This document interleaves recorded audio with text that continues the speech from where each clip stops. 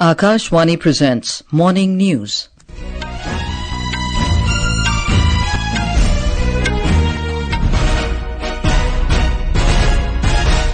Good morning, I'm Anuja Kumar. The headlines. National Conference leader Omar Abdullah to take oath as Chief Minister of Jammu and Kashmir this morning. External Affairs Minister Dr. S. Jaishankar to attend Shanghai Cooperation Organisation Summit in Islamabad today. President Droupadi Murmu to hold bilateral talks with her Mauritanian counterpart Mohammed Ould Ghazouani. MLAs representing various Manipur communities resolve for peace in the state following meeting in New Delhi. IMD predicts extremely heavy rainfall over South Peninsular and Western regions of the country over next 2 days. In cricket, first test between India and New Zealand to begin at Chinnaswamy Stadium in Bengaluru today. And in Women's T20 Cricket World Cup, West Indies enter semifinals by defeating England by 6 wickets in Dubai. And now the news in detail. National Conference leader Omar Abdullah will take oath as the Chief Minister of Union Territory of Jammu and Kashmir today. Lieutenant Governor Manoj Sinha will administer the oath to Mr. Abdullah along with his Council of Ministers at Shanghai Kashmir International Convention Centre in Srinagar at 11:30 a.m.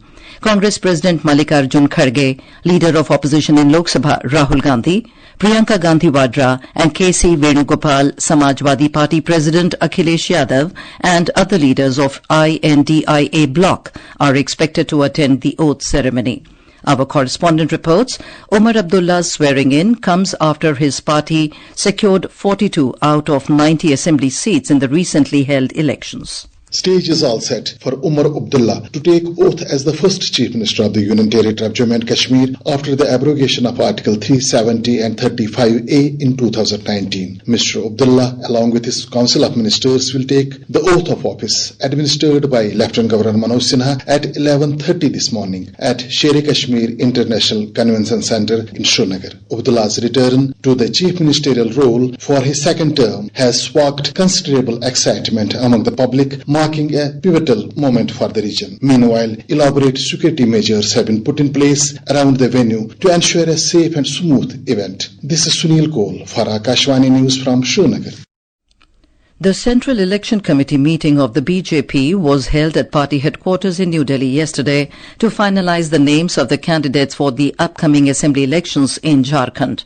Prime Minister Narendra Modi, Home Minister Amit Shah, BJP President JP Nadda and other senior party leaders were present in the meeting. Meanwhile, the Election Commission of India has announced the schedule for the Maharashtra and Jharkhand assembly elections. Maharashtra will go to polls in a single phase on the 20th of next month. In Jharkhand, polling will be conducted in 2 phases on the 13th and 20th of next month.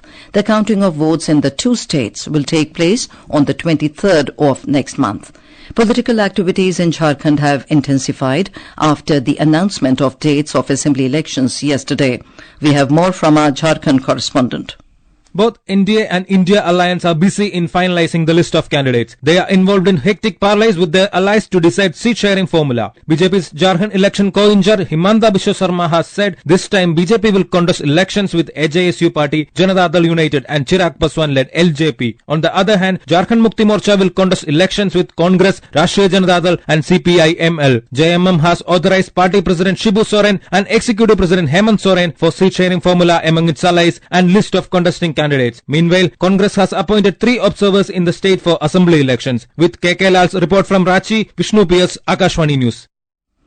In run-up to the assembly polls, the Congress party has appointed division-wise senior observers for the upcoming Maharashtra assembly elections. Former Congress Chief Minister Ashok Gehlot will be in charge of Mumbai and Konkan division, while 2 other former Chief Ministers, Mr. Bhupesh Baghel and Mr. Charanjit Singh Channi, will oversee the Vidarbh region. While Sachin Pilot will be in charge of Marathwada, Mr. T.S. Singhdeo has been asked to take charge of Western Maharashtra and Dr. Syed Nasir Hussain will oversee North Maharashtra.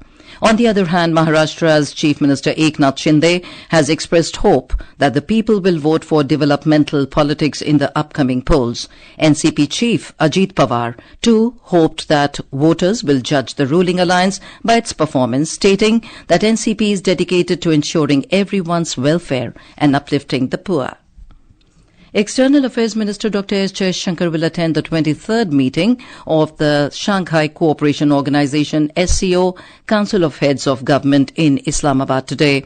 He reached the Pakistan capital yesterday on a 2-day visit to the neighbouring country.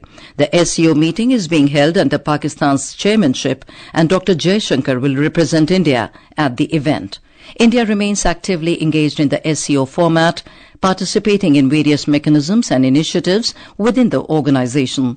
The SCO Council of Heads meeting is held annually and focuses on the organization's trade and economic agenda.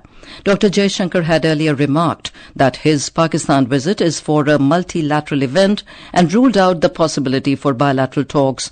This is the first high-level visit of an Indian foreign minister to the neighbouring nation in 9 years. President Droupadi Murmu will leave for Mauritania today on the second leg of her visit after concluding her 3-day tour to Algeria. President Murmu had held various bilateral meetings with Algerian leadership and delegations, giving a major booster to Indo-Algeria relationship. Our correspondent covering the president's visit reports that the president is scheduled to have multiple events in a day-long visit to Mauritania. Secretary Ministry of External Affairs Arun Kumar Chatterjee, addressing the media on the President's visit to Algeria, said that this has been a very historic visit and is sure to give impetus to the political, economic and cultural relations between the country. Mr. Arun Kumar further said that India will support the matter of Algeria's membership in BRICS as and when the matter is brought in the summit. On the second leg of the visit, President is scheduled to have multiple events in a day's visit in Mauritania today. President Droupadi Murmu will hold bilateral meetings with President of Islamic Republic of Mauritania, Mohammed Ould Ghazouani and other leaders and also interact with Indian diaspora. Mayusha for Akashvani News from Algiers. On the third leg of her visit, the President will be reaching Malawi tomorrow. The visit to these nations are aimed at strengthening and expanding India's ties with countries in Africa. Union Minister for Finance and Corporate Affairs Nirmala Sitharaman will embark on a 2-nation visit to Mexico and USA today. During the first leg of her visit to Mexico from the 17th to the 20th of this month, Ms. Sitharaman will chair the Tech Leaders Roundtable in the city of Guadalajara, the Silicon Valley of Mexico. Ms. Sitharaman will also hold a bilateral meeting with Minister of Finance and Public Credit of Mexico, Rogelio Ramirez de Leao. She will also hold discussions with members of the Mexican Parliament to strengthen parliamentary cooperation and foster economic development. Industry leaders have lauded Prime Minister Narendra Modi's vision for Digital India at the 8th India Mobile Congress during the International Telecommunication Union World Telecommunication Standardization Assembly 2024 in New Delhi. The telecom industry leaders also appreciated the government's support towards reforms, innovation and collaboration. Chairman of Aditya Birla Group, Kumar Mangalam Birla, highlighted the introduction of several reforms over the years to drive India towards an even more connected, empowered and inclusive digital nation. At the heart of this progress, as we know, lies the steadfast progress support of our government. Our government has consistently recognized the importance of digital connectivity and has introduced several reforms over the years to drive us towards an even more connected, empowered and inclusive digital nation. Prime Minister Modi inaugurated the 8th edition of India Mobile Congress yesterday at Bharat Mandapam in New Delhi. This is Akashvani giving you the news. For quick news updates around the clock, follow us on our X handle at AIR News Alerts and log on to our website www.newsonair.gov.in and News on AIR app. A group of elected members of Manipur Assembly representing Kuki, Johar, Meitei and Naga communities met in New Delhi yesterday to discuss the current scenario in the state. The Union Home Ministry said in a statement that the meeting unanimously resolved to appeal to the people belonging to all communities in the state to shun the path of violence so that no more lives of innocent citizens are lost. Defence Minister Rajnath Singh laid the foundation stone for the Indian Navy's very low-frequency radar station at Vikarabad yesterday. Speaking on the occasion, the Defence Minister said very low-frequency station is being built with the vision of securing country's maritime interests and exuded confidence that it will prove to be a boon to the armed forces. Built at a cost of 3,200 crore rupees, the facility is spread across 2,900 acres. The Joint Parliamentary Committee held a discussion on the Waqf Amendment Bill 2024 in New Delhi yesterday. The meeting was chaired by Lok Sabha MP Jagdambika Pal. The committee took oral evidence from representatives of the Ministry of Minority Affairs regarding the bill, which is intended to overcome the shortcomings and enhance the efficiency of the administration and management of Waqf properties. The India Meteorological Department, or IMD, has forecast extremely heavy rainfall over South Peninsular and West regions of the country during next 2 days. IMD has also predicted extremely heavy rainfall over Tamil Nadu, Puducherry, Karaikal today and in Rayalaseema, coastal Andhra Pradesh and Yanam tomorrow. The weather agency said that heavy rainfall is also very likely in Konkan and Goa till tomorrow. In Tamil Nadu, the Regional Meteorological Department has said a well-marked low-pressure area in Bay of Bengal, centered at around 490 kilometers near Chennai, is likely to cross North Tamil Nadu and South Andhra Pradesh coasts between Puducherry and Nellore tomorrow morning. Under its influence, widespread rainfall with isolated heavy to very heavy rain is expected over the next 24 hours. Educational institutions will remain closed in districts with forecast of heavy rain today. On to sports. In the ICC Women's T20 World Cup cricket, West Indies have advanced to the semi-finals, defeating England by 6 wickets in Dubai last night. Choosing to field first, the Caribbean women restricted England at 141 for 7 in the stipulated 20 overs in Group B fixture. West Indies overhauled the target with 12 balls to spare.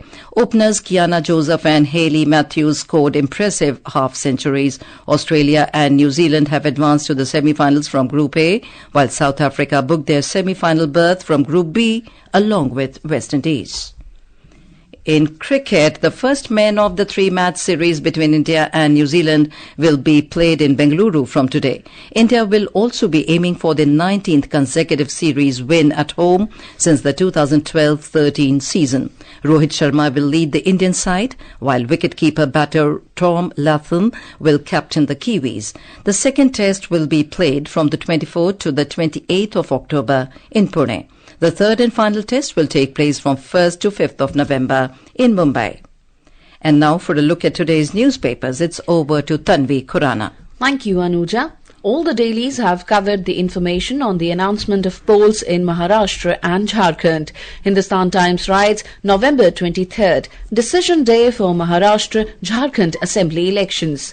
Priyanka Gandhi to make election debut from Wayanad in the by-polls, says the statesman. State-owned BEML will manufacture the country's first indigenous high-speed bullet train to be rolled out in next 2 years, reports the Times of India. After gold, silver and platinum, dates from UAE under lens, states the Economic Times, after a possibility of dry fruit from third countries being imported by misusing the India-UAE Pact.